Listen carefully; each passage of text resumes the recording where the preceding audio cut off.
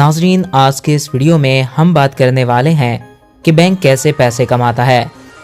आज जो हम आपके लिए वीडियो लेकर आए हैं, ऐसी वीडियोस आपको बेहद ही कम इंटरनेट पर दिखाई देती होंगी। तो आज हम जिस पर बात करेंगे वो ये मौजू है कि बैंक कैसे पैसे कमाता है, मतलब कि बैंक के क्या और कौन कौन से ज़राए हैं जिनसे वो पैसा कमा रहे हैं। अब आप ये सोचे होंगे कि बैंक कैसे पैसे कमा सकता है, हालांकि वो तो लोगों को लोन फराहम करता है। लेकिन दोस्तों, ऐसा नहीं है, बल्कि बैंक खुद भी बहुत से तरीक़ों से पैसा कमा रहे होते हैं। तो जानते हैं वो तरीके कौन से हैं। तो नाज़रीन, जिस पर हम पहले बात करेंगे वो है इंटरेस्ट रेट।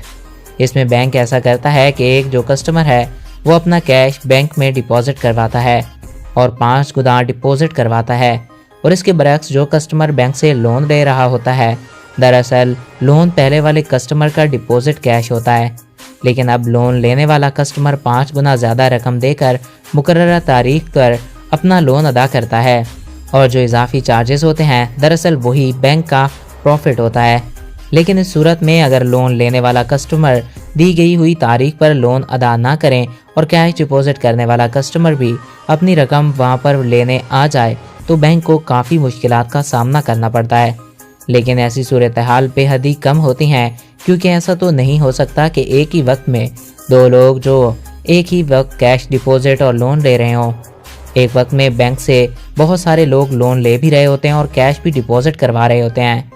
एक तहकीक के मुताबिक 2008 में पाकिस्तान के बहुत सारे बैंक ऐसे थे जिनमें लोन बहुत बढ़ गया था और डिपॉजिट कैश कम हो गया था, और यहीं पर बहुत ही कम्प्लेक्स सिचुएशन हो गई थी।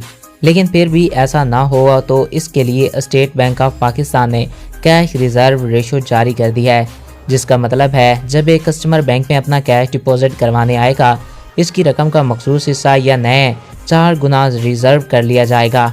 ये सारी मालूमात स्टेट बैंक ऑफ पाकिस्तान के पास होती हैं, क्योंकि पाकिस्तान के तमाम बैंकों का इख्तियार स्टेट बैंक ऑफ पाकिस्तान के कंट्रोल में है।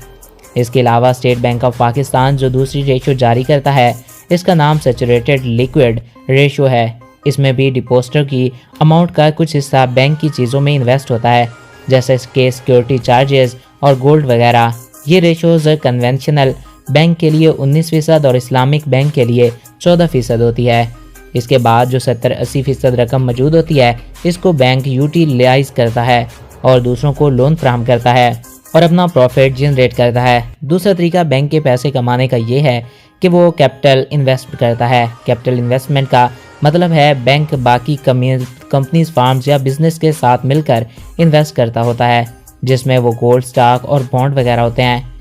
ये बैंक के अर्निंग के सर्विसेज में शामिल है और इस तरह बैंक प्रॉफिट ले रहा होता है। तो आई होप आपको ये वीडियो पसंद आया होगा और आपकी मालूमात में इजाफा हुआ होगा। अगर आपको हमारा ये वीडियो पसंद आया तो हमारे इस चैनल को सब्सक्राइब करें।